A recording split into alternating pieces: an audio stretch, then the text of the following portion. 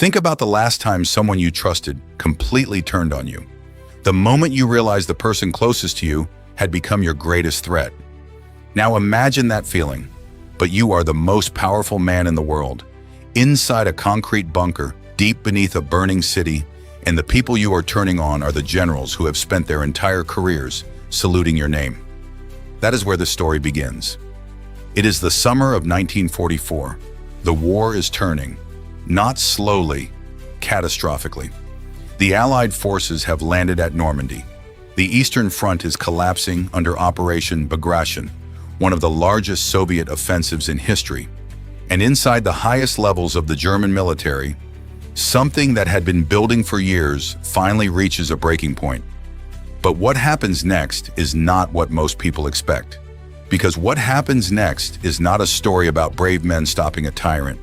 It is a story about what happens when an entire system, military, psychological, political, becomes so corrupted that even the people closest to power cannot agree on why they are trying to destroy it. Historian Richard Evans, in his landmark study of the Third Reich, argues that the July 20th plot was not a sudden act of heroism. It had roots going back years, small, scattered moments of doubt that slowly calcified into something harder. You have to understand what kind of men these generals were. They were not idealists.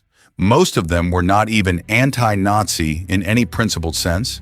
They were career officers, products of the Prussian military tradition, obedience, discipline, hierarchy. Men who had watched Hitler's early foreign policy gambles pay off spectacularly. Austria, the Rhineland, Czechoslovakia. Each one a move that violated every strategic principle they had been trained to follow. Each one a success that made their objections look small. This is important, because it means that when these men finally turned, they were not turning because they had always opposed Hitler. They were turning because they had finally run out of excuses. Klaus von Stauffenberg was different. He was younger than most of the conspirators, a decorated officer who had lost his right hand, 2 fingers on his left hand, and his left eye in North Africa. He wore his wounds like a man who had already given everything and was now deciding what to do with whatever was left.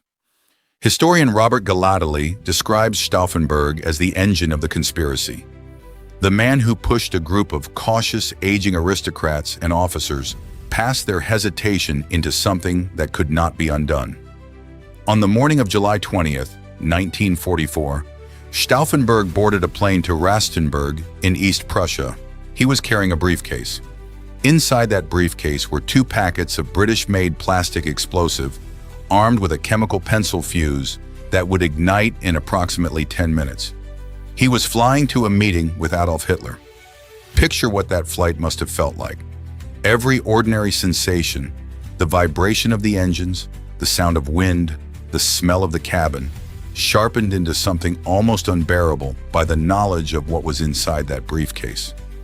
By the knowledge of what the next few hours would either accomplish or fail to accomplish entirely. When Stauffenberg arrived at the Wolf's Lair, the Führer bunker compound carved into a pine forest in what is now northeastern Poland, he did something that required a kind of cold nerve that is almost impossible to fully understand from the outside. He went into a washroom. He used his 1 remaining hand, aided by his 3 remaining fingers, and activated one of the 2 explosive packets. He had intended to arm both. There was not enough time. A single aide was already knocking on the door, telling him the briefing was about to begin. This detail matters more than it might seem, because the decision to place only 1 armed packet in the briefcase, forced by time pressure and a body that was no longer whole, is one of the reasons Hitler survived. The meeting room was a wooden building above ground, not an underground concrete bunker as was often used for other briefings. The blast that should have been contained and devastating in a sealed space would instead vent outward through the wooden walls. Stauffenberg placed the briefcase under the heavy oak conference table, as close to Hitler's position as he could manage. Then he excused himself. He was outside when the explosion tore through the building at 12:42 in the afternoon. From a distance, the building looked destroyed. Smoke, debris, screaming. 4 men would eventually die from their injuries. 20 more were wounded. But Adolf Hitler walked out of that building. His trousers were in tatters. His hair was singed. His right arm was temporarily paralyzed. His eardrums were damaged. But he was alive. And here is where the story takes the turn that most accounts rush past. Stauffenberg did not know this. He had already boarded a plane back to Berlin, convinced the bomb had done its work, calling ahead to confirm that the next phase of the coup, Operation Valkyrie, should proceed. Reserve army units across Germany were to be mobilized. SS communications were to be cut. Key government buildings were to be seized. For several hours, there was genuine chaos. In Paris, German officers began arresting SS leaders before the order came to stand down. In Vienna, in Prague, in other cities, the gears of Valkyrie began to move. But in Berlin, the conspirators hesitated at the exact moment that required the fastest possible action. This hesitation, studied in detail by historian Peter Hoffmann in his definitive account of the German resistance, was not cowardice. It was something more corrosive than cowardice. It was uncertainty, because the conspirators could not confirm Hitler was dead, and without confirmation, the men at the center of the plot could not bring themselves to commit fully. They waited for news.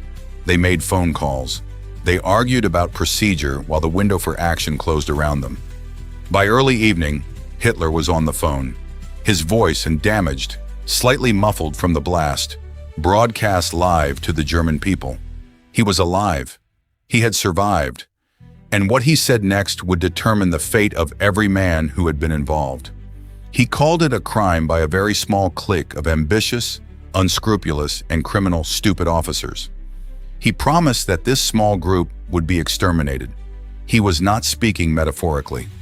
What followed over the next hours, days, and months was one of the most systematic purges in the history of the German military. Not just of the direct conspirators, but of anyone who could be connected to them. Anyone who had known and said nothing. Anyone who had doubted and stayed silent. Anyone whose name appeared in the wrong letter. The Gestapo under Ernst Kaltenbrunner moved with extraordinary speed. Within hours of the failed assassination, arrests began. Stauffenberg was shot in the courtyard of the Bendlerblock, the German military headquarters in Berlin, just after midnight. He reportedly shouted, "Long live our sacred Germany," before the shots rang out. He was 46 years old. But the executions did not stop there. They escalated. Hitler ordered that the conspirators not be given the dignity of a soldier's death by firing squad. The ringleaders were to be tried before the People's Court, before Roland Freisler, the most theatrical and brutal judge in the Nazi legal system, a man who screamed at defendants, stripped them of their dignity on film, and handed down death sentences with the speed of a machine. The footage of those trials was recorded. Hitler reportedly watched it. The sentenced men were taken to Plötzensee prison in Berlin. They were hanged, not by a clean military rope, but from meat hooks, with thin cord, in a process designed to prolong death for minutes at a time. The cameras were there too. Historian Ian Kershaw, in his 2-volume biography of Hitler, documents how the aftermath of July 20th marked a psychological shift in Hitler himself, a shift towards something even beyond the paranoia that had always defined him.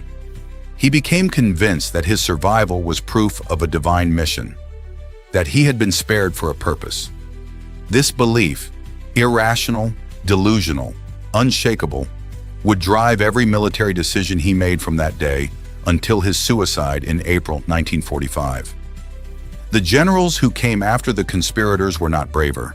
They were not more loyal necessarily, but they had watched what happened to the men who acted, and so they obeyed. And so the war continued for 10 more catastrophic months.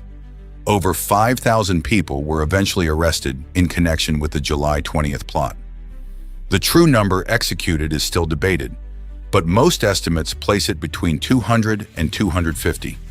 Soldiers, aristocrats, diplomats, clergy, and ordinary people whose only crime was knowing someone who had tried to end a war. There is a photograph taken of one of the Plötzensee executions. You will not find it easily. It is not widely circulated, but it exists, and it shows exactly the kind of death that Hitler ordered for the men who had tried to kill him. A death designed not just to end a life, but to erase the dignity of the person inside it. Think about what that tells you. Not about Hitler. You already know who Hitler was, but about the system. About what a system becomes when the man at the top has been afraid long enough that fear has transformed into something else entirely. Into the need to make the act of resistance itself look like weakness, like failure, like something no one would ever want to repeat. Klaus von Stauffenberg placed a bomb under a table in a pine forest in East Prussia and changed nothing about the outcome of the war. But here is the question that historians like Richard Evans keep circling back to. What changed in the men who tried? Because the records that survived, the letters written before July 20th, the testimonies of surviving family members, the interrogation transcripts before the executions, tell a different story than the outcome suggests. They were not men who expected to succeed. Some of them almost certainly knew they would fail. The logistics were too uncertain, the network too fractured, the window too narrow, but they acted anyway. And the reason they acted anyway is the part of this story that reaches forward through 80 years of history and touches something in you right now, sitting wherever you are, reading this, in a world that looks nothing like a burning German city in 1944. Because the question Stauffenberg and the others were really answering was not, will this work? The question was, if I do nothing, what does that make me? You already know your answer. The last time you faced something you knew was wrong, something that was not your direct problem, something you could have walked past and no one would have known, you made a choice.